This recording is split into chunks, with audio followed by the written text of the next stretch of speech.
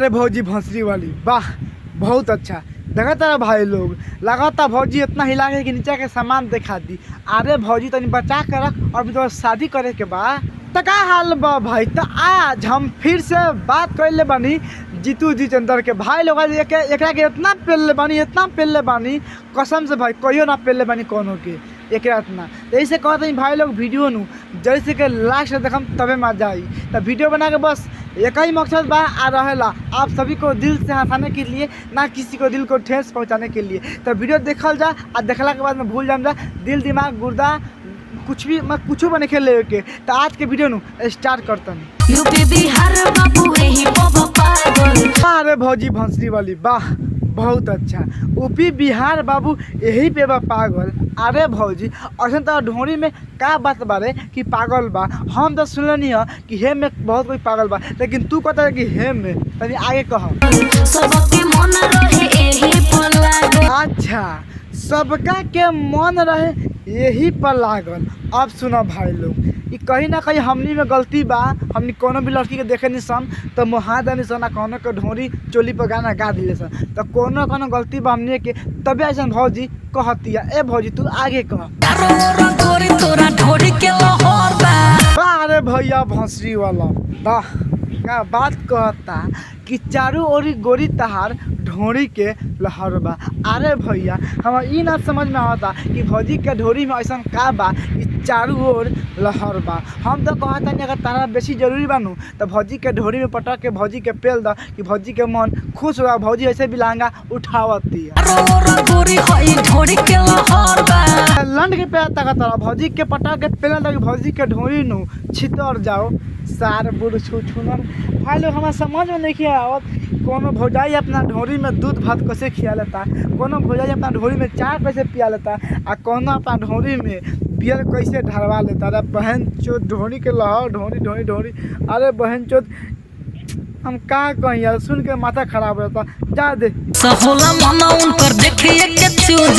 देखिए के मन होखेला तू खुशी बहन चोद। ए भाई लोग कोनो बात कहते लेकिन भौजी भंसरी वाली ये बात कहती है कि भैया कोनो से सामान देखे लगी भौजी के मन खुश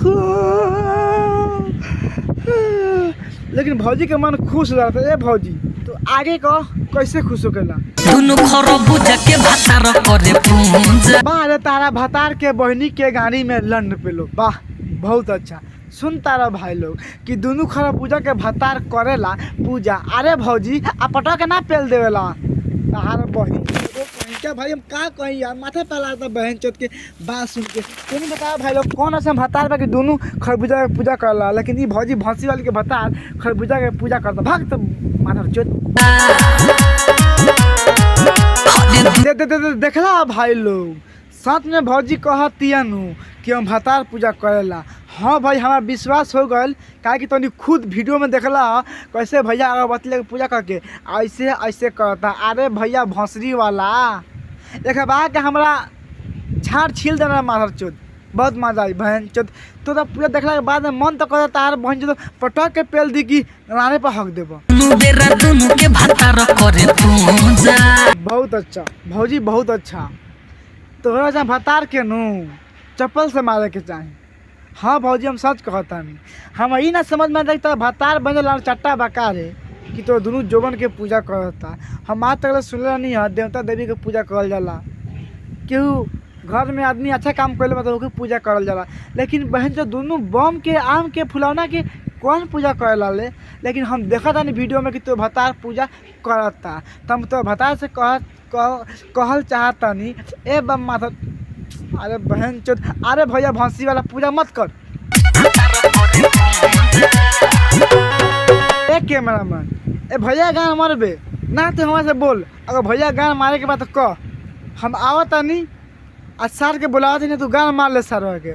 हाँ भाई कैसे सरवा भाई देखा सांसों के यार वीडियो में सच में पूजा करता।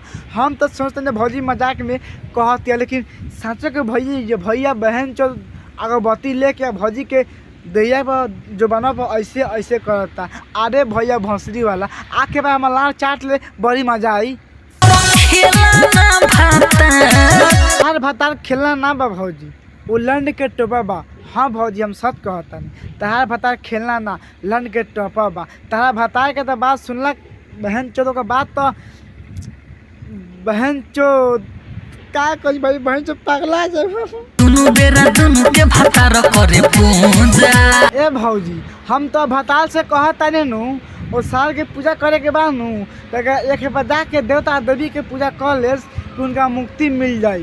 काहे कि कोनो ऐसा मर्द नहीं है कि अपना मेहरारू के दुनू दूध के बम के फुलौना के पूजा करे, लेकिन ये भैया भौंसी वाला पूजा करता नु तो भौजी मतलब भैया के तो पूजा देखला के बाद में मन तो कर था बहन चोद के इतना पहली कि सार नु पूजा कर भुला जा। बताओ भाई लोगन कौन तोनी बतावा लोगन भाई कौन ऐसा भतार बा ऐसा कौन सा मर्द बा कि अपना मेहरारू के जोबन के पूजा करेला, लेकिन ये भैया भौंसी वाला मेहरारू के जोबन के पूजा करता।